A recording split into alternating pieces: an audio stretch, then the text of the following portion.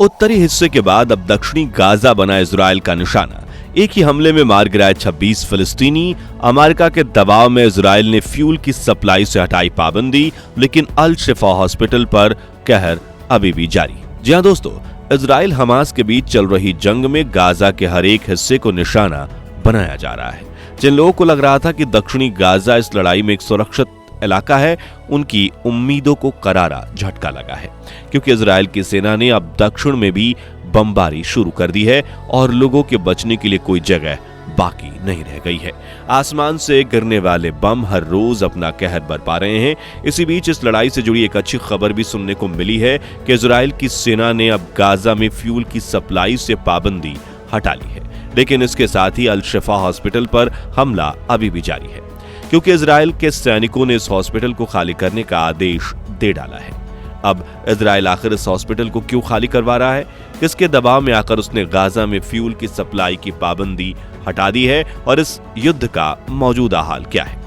ये सब कुछ हम आज आपको इस वीडियो में बताने वाले हैं, इसलिए इसे अंत तक जरूर देखिएगा। साथ ही अगर आप चैनल पर नए हैं तो ऐसी अपडेट्स पाने के लिए सब्सक्राइब जरूर करें। दोस्तों, इजराइल और गाजा के बीच शुरू हुई जंग को 45 दिन बीत चुके हैं, लेकिन ये लड़ाई अभी भी थमने का नाम नहीं ले रही है। गाजा में लोगों पर बमबारी अभी भी जारी है और साथ ही जमीनी सेना ने जगह जगह पर रेड्स मारकर पूरे इजराइल का हाल बेहाल किया हुआ है। जानकारी के लिए बता दें कि इन 45 दिनों में इजराइल की वायुसेना ने गाजा के उत्तरी इलाके में ताबड़तोड़ बमबारी की है, इतनी कि ये इलाका पूरी तरह से बर्बाद हो चुका है। यहाँ ना लोगों के घर बचे हैं और ना ही कोई दूसरी इमारत। इजरायली वायुसेना ने यहां इतने बम बरसाए हैं कि इस पूरे इलाके में एक हॉस्पिटल तक बाकी नहीं रहा। दरअसल कुछ दिनों पहले WHO ने अपनी एक रिपोर्ट पब्लिश करके ये बताया था कि इजरायली सेना की बमबारी के चलते उत्तरी गाजा में एक भी हॉस्पिटल ऐसा नहीं बचा है जो लोगों को कोई सेवा दे सके। इसी तबाही के चलते पिछले कई दिनों से यहाँ रहने वाले लोग दक्षिणी गाजा की तरफ पलायन कर रहे थे। लोगों को उम्मीद है कि दक्षिणी गाजा अभी भी सुरक्षित है और आगे भी रहने वाला है, लेकिन हम आपको बता दें कि लोगों का ऐसा सोचना पूरी तरह से गलत है, क्योंकि उत्तरी इलाके को तबाह करने के बाद इजराइल की सेना अब दक्षिणी गाजा को अपना निशाना बना रही है और इसके लिए उन्होंने इस इलाके पर बमबारी करना स्टार्ट कर दिया है।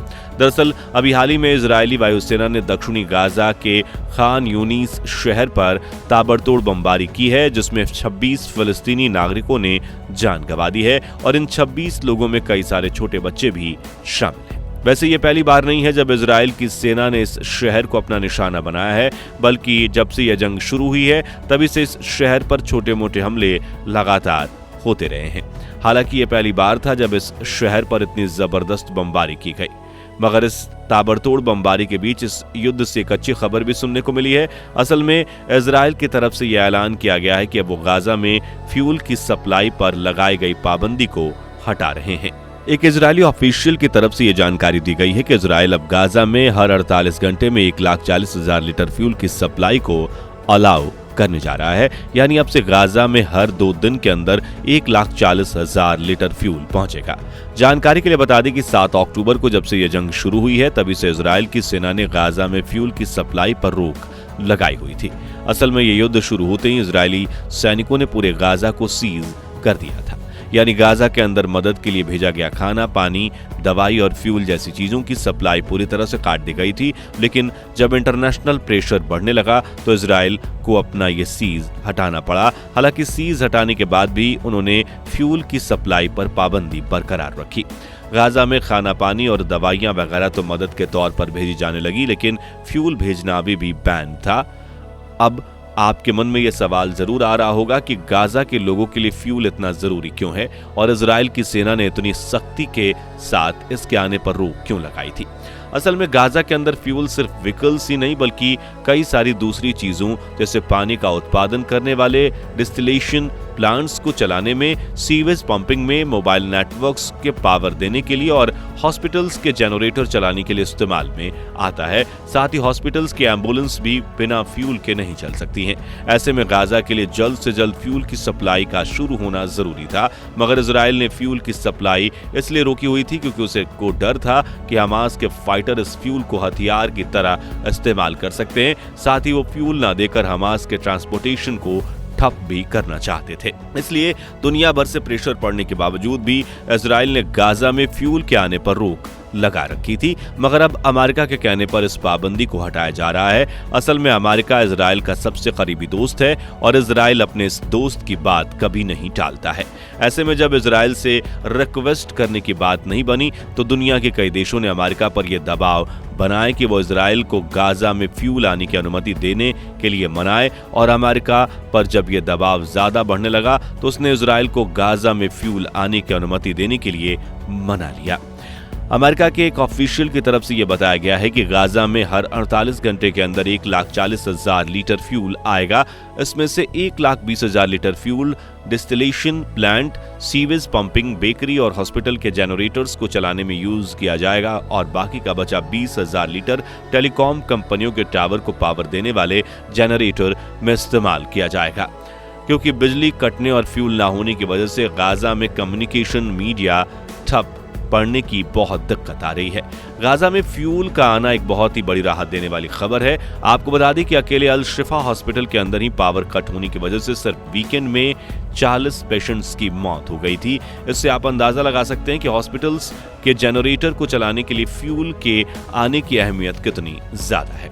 वैसे हॉस्पिटल की बात निकली है तो बता दें कि अल शिफा हॉस्पिटल के हालात बहुत ज्यादा खराब हैं। ताजा अपडेट्स के अनुसार इजरायली सैनिकों द्वारा इस हॉस्पिटल को खाली करवा दिया गया है। असल में पिछले काफी दिनों से यह हॉस्पिटल इजरायली सेना के निशाने पर था। वायुसेना ने कई बार इसके आसपास हवाई हमले किए और जमीनी सेना यहां बार बार रेड मार रही थी, यहां तक कि कुछ दिनों के लिए इस हॉस्पिटल को सीज भी कर दिया गया था। अब इजरायली सैनिकों ने इस अस्पताल को पूरी तरह से खाली करवाकर ताला लगवा दिया है। सबसे ज्यादा हैरानी की बात यह है कि इस हॉस्पिटल को खाली करने के लिए सिर्फ 1 घंटे का ही समय दिया गया था।